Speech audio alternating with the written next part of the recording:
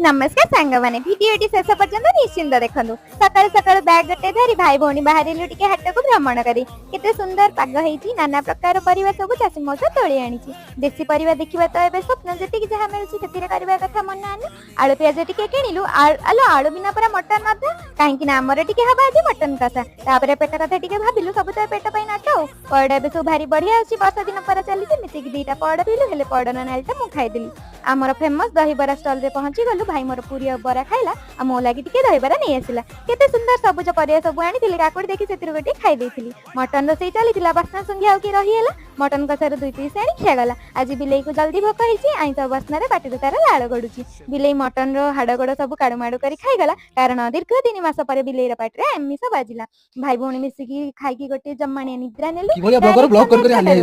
मु एठी सोईची मो भाई कण कहू संध्या रे उठिके काडा करी चा टिके पियागला सब्सक्राइब निश्चिंत